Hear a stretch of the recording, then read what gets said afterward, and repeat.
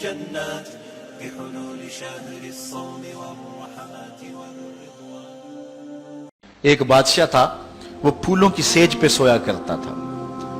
خادمہ اس کے لیے پھولوں کی سیج بچھایا کرتی تھی. مدت گزر گئی، پھولوں کی سیج پہ سونے کا عادی تھا. ایک دن خادمہ نے سوچا، لونڈی نے سوچا، روزانہ بادشاہ اس سیج پہ سوتا ہے، پتہ نہیں کیا لطف ہوگا. اس سیج کا لطف اٹھانے کے لیے وہ بھی لیٹ گئی. سیج تیار کرنے کے بعد ایک لمحے کے لیے کمر سیدھی کی تو سارے دن کی تھکی ہوئی تھی، آنکھ لگ گئی. بادشاہ وقت پر اپنے اس خاص کمرے میں داخل ہوا تو ایک لونڈی کو پھولوں کی سیج پہ سویا ہوا دیکھا تو غیرت سے جل بن کے کباب ہو گیا. ایک لونڈی کی یہ اوقات کہ بادشاہ کی سیج پہ سوئے. اس نے جلاد کو بلایا، کہا اس کو الٹا لٹکاؤ اور اتنا مارو کہ اس کی جان نکل جائے، تاکہ باقی خدام کو پتا چل جائے کہ بادشاہوں کی سیجیں، ان کے بستر، ان کے گھر کتنے مقدس ہوا کرتے ہیں. لونڈی کو الٹا لٹکا دیا گیا اور جلاد ضرب پہ ضرب لگا رہا ہے، کوڑے پہ کوڑا مار رہا ہے. وہ چیختی ہے، روتی ہے، بچا لو مجھے، میری جان نکل رہی ہے. روتے روتے کیا خیال آیا کہ اس نے ہنسنا شروع کر دیا. بادشاہ نے جلاد کو کہا رک جا، اس لونڈی سے پوچھ روئی کیوں ہے، اسے یہ بھی پوچھ ہنستی کیوں ہے. جلاد نے کہا لونڈی بتا روتی کیوں ہے. اس نے کہا تجھے نہیں پتا جب کوڑا لگتا ہے تو جان نکلنے کو آتی، نزا کا عالم طاری ہو جاتا ہے. کہا یہ تو سمجھ ہے، لیکن ہنستی کیوں ہے. کہا ہنسی مجھے اس بات سے آئی ہے کہ چند لمحوں کے لیے سوئی ہوں، اتنی تکلیف کاٹ رہی ہوں، سوچا عمر بھر ہو گئی سوتے ہوئے، جس کو اس کا کیا بنے گا. جس کی زندگی بیت گئی اس سیج پہ سوتے ہوئے، اس کا کیا بنے گا. صاحبو، یہ دنیا پھولوں کی سیج نہ بنائیں، اس دنیا کو اللہ کی عبادت کے لیے گزاریں، ذکر فکر میں گزاریں. سحری کے وقت اٹھ کے مصلی پہ کھڑا ہو کے رونا سیکھیں، اللہ کے حضور آئیں، رزق کی تلاش میں رازق کو بھول نہ جائیں. تم سمجھتے ہو دکان بند کر کے چلے گئے تو شاید میری آج کی سیل کم ہوگی. سیل دینے والا، رزق دینے والا، رزق کے دروازے کھولنے والا وہ رب ہے. جاؤ اس کے حضور جاؤ اور جا کے اس سے مانگو. آج اس دنیا کے اندر آپ کہیں ملازمت کرتے ہیں، 8 گھنٹے کی ڈیوٹی دینا ہوتی ہے. ان 8 گھنٹوں کے اندر آپ کا مالک آپ کو بلائے، صرف 8 گھنٹوں میں ایک عارضی ملک آپ کے اوپر رکھتا ہے، تو آپ دوڑ کے جاتے ہیں کہ نہیں جاتے. آپ کے مہمان بھی آپ کے پاس بیٹھے ہوں اور آپ چائے بھی ان کو پلا رہے ہوں، لیکن باس بلا لے آپ کو اور وہ گھنٹی دے تو آپ بیل پہ سب کو چھوڑ کے بھاگتے ہیں کہ نہیں بھاگتے.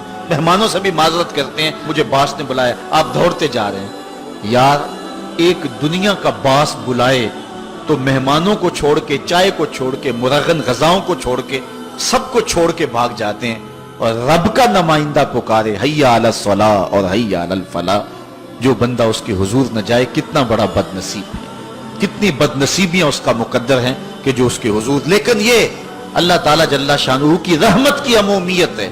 اگر آج 8 گھنٹے کے لیے آپ کہیں ڈیوٹی کرتے ہیں، وہ آپ کو آواز دے اور آپ نہ جائیں تو وہ آپ کی نوکری ختم کر دے گا، آپ کو سخت سرزنش اسی وقت کرے گا یا پھر آپ کو فارغ کر دے گا.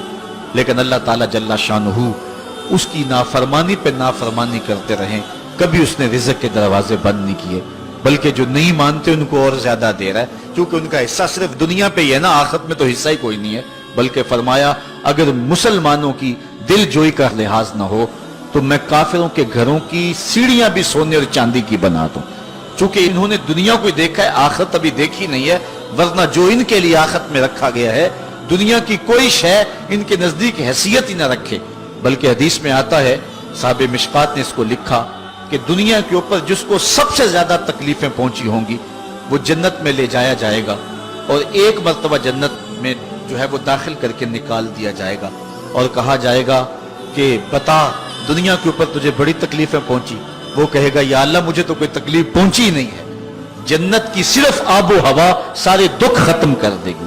اور جس نے تخت و تاج پہ بیٹھ کے بھی زندگی ساری گزاری ہو، حدیث میں آتا ہے اس کو جہنم میں ایک ڈبکی لگائی جائے گی اور پھر اس کو کہا جائے گا بتا تو دنیا کے اوپر کوئی راحت پائی ہے. وہ کہے گا مالک دنیا کے اوپر میں نے کوئی سکھ دیکھا ہی نہیں ہے. ایک ہوتا جہنم کے اندر دیا جائے گا، دنیا کے سارے سکھ ہی بھول جائے گا کہ میں وہاں بادشاہ ہوا کرتا تھا، میں وہاں حکمران ہوا کرتا تھا، پوری دنیا کو میں نے جو ہے وہ ریوڑ کی طرح ہانکا تھا اور انسانیت کا قتل کیا تھا. میری رونت اور میرا تکبر دنیا کو جکا دیتا تھا. اس کو کوئی شے اور اپنی کوئی آکڑ اور کوئی بات یاد نہیں رہے گی، صرف ایک ڈبکی کی بات ہے اور جس نے دکھ پہ دکھ کاٹے، غربت، تنہائی، دکھ، اذیت، مصائب، آلام، مشکلات، لیکن ایک بار جنت سے گزار کر کے جنت کی صرف آب و ہوا ہی سنگھائی جائے گی، اس کو کہا جائے گا بتا دنیا کے اوپر تجھے کوئی دکھ پہنچا؟ وہ کہے گا میرے رب دنیا پہ مجھے کوئی دکھ نہیں پہنچا۔ اب بتائیے کہ اللہ کے حضور ہم حاضر ہوں یا کہ دنیا کوئی منشا و مقصود بنا لیں؟